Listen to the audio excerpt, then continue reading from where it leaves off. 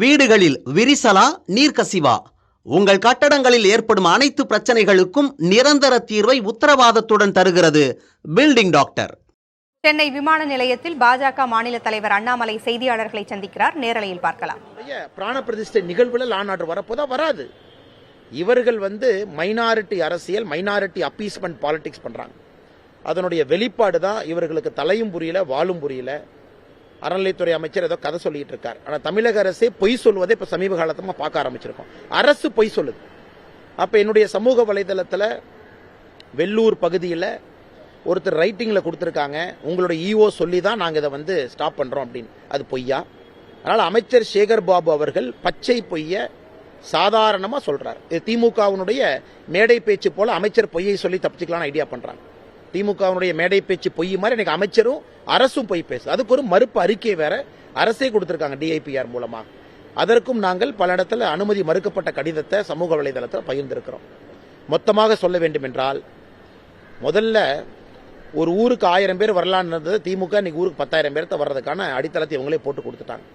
நாளைக்கு அமைதியான முறையில் கோவிலுக்குள்ள நடக்கக்கூடிய நிகழ்வுல திராவிட முன்னேற்ற கழகம் கை வைப்பதை எந்த காலத்திலும் கூட ஏற்றுக்கொள்ள முடியாது.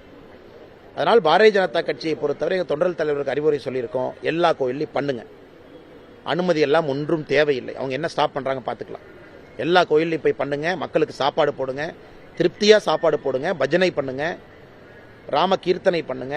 எல்லா கோவில்லையும் அங்க இருக்கக்கூடிய சிறு கடவுள் பெருக்கடவுளுக்கு மரியாதை செய்து, நாளைக்கு ஜனவரி 22ஆம் தேதி பிராண பிரதிஷ்டை அப்படிங்கறனால ஸ்ரீராமனுக்கு முக்கியத்துவம் கொடுத்து மக்களை எல்லாம் இணைத்து அந்த கோயில்ல விழா எடுங்கன்னு நாங்க சொல்லியிருக்கோம். அதை யாரு தடுக்கிறாங்க நாளைக்கு பார்க்கலாம்.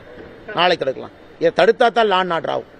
நாங்க திராவிட முன்னேற்ற கழக அரசு தெளிவா சொல்றோம், உங்களுடைய மகன் நடத்துற விழாவுக்கு தமிழகத்தில் இருக்கக்கூடிய பேருந்து எல்லாம் திருப்பி, அந்த பகுதியில் இருக்கக்கூடிய தண்ணி எல்லாம் திருப்பி, ஒரு மகன் தங்கை குடியேற்றுறாங்க, மகன் நிகழ்வு நடத்துறாங்க.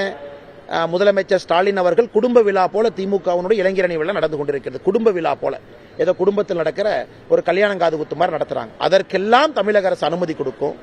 அதற்கெல்லாம் 6000 போலீஸ்காரங்களை செக்யூரிட்டி போடுவாங்க. அதற்கெல்லாம் மக்களுக்கு உபத்திரம் நடக்கும். ஆனா கோவில்ல ஜனவரி 22ஆம் தேதி பிராண பிரதிஷ்டை நடக்கக்கூடிய நிகழ்வுல பொதுமக்களுக்கு எந்த தொந்தரவும் இல்லாம பப்ளிக் ரேலி போடுற பர்மிஷன் கேட்டாங்களானே, ரோட்ல உட்கார்ந்து பண்ற பர்மிஷன் கேட்டாங்களானே, கோவிலுக்குள்ள நடக்கிற நிகழ்வு இவர்கள் அனுமதி கொடுக்க மாட்டோம் என்று சொல்வதற்கு என்ன உரிமை இருக்குன்னு? அதனால சேகர் பாபு அவர்கள் பச்சை போய் சொல்றாங்க. காவல்துறைக்கு இதுக்கு என்ன சம்பந்தம்? ஒரு ஊர்ல ஒரு கிறிஸ்தவர் இருக்காரு, ஒரு இஸ்லாமியர் இருக்கார். அந்த ஊர்ல 1000 ஹிந்து இருக்கலாம் வச்சுக்கலாம். அப்ப ஹிந்து பண்டிகை கொண்டாடக்கூடாது. நாளில இருந்து இதே தான் தீபாவளிக்கு பொங்கலுக்கு அப்ளிகபிளா? நாளைக்கு தீபாவளி பொங்கலுக்கு இந்த அரசு இதே மாதிரி ஒரு அறிக்கை கொடுத்து இல்ல அந்த நிராகரிப்பு கடித்த சமூக வலைதளத்தில் படிங்க.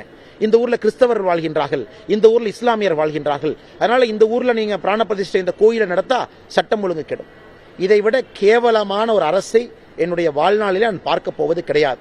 நாளைக்கு தீபாவளி கொண்டாடணும், பொது இடத்துல பட்டாசு வெடிக்கணும்னா அந்த ஊர்ல ஒரு இஸ்லாமியரும் கிறிஸ்தவர் இருக்கிறாங்க, அதனால கொண்டாட முடியாதுன்னு சொல்லி தமிழ்நாட்டில் என்ன புதுசா ஆரம்பிச்சிருக்கிறாங்க. அதனால நாளை தடையை மீறி இது நடக்கும். தடையை மீறி இது நடக்கும். எங்களுடைய தொண்டர்களுக்கு எல்லாம் நாங்க சொல்லியிருக்கோம், தடையை மீறி இறங்குங்க பாத்துக்கலாம். எல்லாம் ஒரு அளவுக்கு தானே பொறுக்க முடியும். அரசுங்கிறது ஒழுக்கமா நடந்தா தான் அரசுக்கு மரியாதை. அரசு ஒழுக்கமா நடந்துக்கலினா அரசுக்கு மரியாதை கிடையாது. நாங்க அதில் மிக தெளிவாக இருக்கின்றோம். நாளைக்கு நடப்பது மரியாதையாக, அரசுக்கு எந்தவித பிரச்சனையும் வரக்கூடாது என்பதற்காக முறையாக அனுமதி கடிதம் கொடுத்து கண்டிஷன் நீங்க போடுங்க. பொது இடத்துல கொண்டாடாதீங்க, கொண்டாடல. கோவிலுக்குள்ள கொண்டாடுறதுல என்ன பிரச்சனை? நானே ஸ்ரீரங்கம் கோவில்ல, உத்தராகண்ட்ல நம்முடைய பாரத பிரதமர் அவர்கள் பங்கேற்ற விழாவில், கேதார்நாத் விழாவில் நான் இங்கே பங்கேற்றேன்.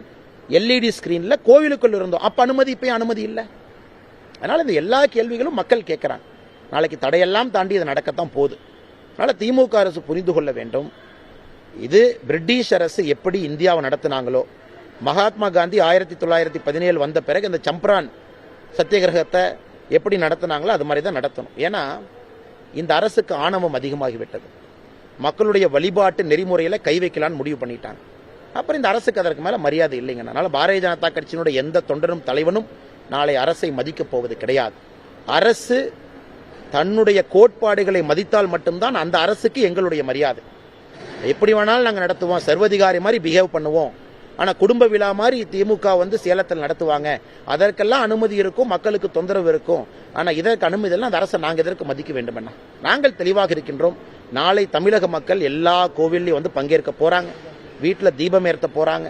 எல்லோரும் இந்த முக்கியமான பிராண பிரதிஷ்டை நிகழ்வில் தமிழகம் மிக விமரிசையாக பங்கேற்கும் என்பதிலே மாற்று கருத்து இல்லை. அதை பாரதிய ஜனதா கட்சி முன்னின்று நடத்தும். தடைகளுக்கு அஞ்சுபவர்கள் அந்த கட்சியில யாரும் இல்லைங்க. திடீரென தலைவரானவர் தான் அண்ணாமலை, கூட்டணி கட்சி தலைவர் வந்து அவருக்கு மதிக்க தெரியல, அதனாலதான் கூட்டணி நாங்கள் வெளியே வந்தோம் சொல்லிட்டு ஒரு குற்றச்சாட்டு. கேபி முனுசாமி அவர்கள் ஒரு விஷயத்தை புரிஞ்சுக்கணும்னே. எதற்கு புரட்சி தலைமை அம்மா அவங்க கட்சியை விட்டு வெளியே தூக்கி போட்டாங்க? அம்மா அவர்கள் கேபி முனுசாமி அவர்களை கட்சி விட்டு தூக்கி வீசலையா? அதனால சும்மா வாய்க்கு வந்ததெல்லாம் அவர் பேசக்கூடாது. எதற்காக அம்மா அவர்கள் கட்சியை விட்டு தூக்கி வீசினாங்க? அதனால வெளியே உட்கார்ந்துக்கிட்டு இன்னைக்கு தருமபுரியில் யாத்திரை முடிஞ்சிருச்சு, சொந்த தொகுதியில் ஆயிரக்கணக்கான மக்கள் வர்றாங்க, அவர் சொந்த தொகுதியிலேயே அவரால் நிற்க முடியாதுன்னு அவருக்கு தெரியும். அதனால மோடி அவர்களையும் காமராஜர் அவர்களையும் அண்ணாமலை ஒப்பீடு செய்தது தவறு. இது போன வாரம் ஸ்டண்ட் அடிச்சாரு, நேத்ததோன்னு பேசி தெரிஞ்சாரு, இன்னைக்கு ஏதோ பேசிட்டு இருக்காரு. அதனால கேபி முனுசாமி அவர்கள் தான் அறிந்திருக்கக்கூடிய இடத்தை பார்த்து நாளை அயோத்தி ராமர் கோயில் விழா நடைபெற இருக்கிறது. அதை ஒட்டி தமிழகத்தில் உள்ள கோயில்களில் எந்த சிறப்பு பூஜைகளும் நடைபெறக்கூடாது என்று தமிழக அரசு கூறியதாக வந்த நிலையில் அதை அமைச்சர் சேகர் பாபு மறுத்திருந்தார். பொய் செய்தி பரப்புவதாக அமைச்சர் சேகர் பாபு கூறியிருந்தார். இந்நிலையில் தமிழக அரசு கூறிவிட்டு பிறகு அதை மறுப்பதாகவும், நாளை தடையை மீறி கோயில்களில் சிறப்பு பூஜைகளை நடத்துவோம் என்றும் அண்ணாமலை கூறியிருக்கிறார். வீடுகளில் விரிசலா, நீர்க்கசிவா? உங்கள் கட்டடங்களில் ஏற்படும் அனைத்து பிரச்சனைகளுக்கும் நிரந்தர தீர்வை உத்தரவாதத்துடன் தருகிறது பில்டிங் டாக்டர்.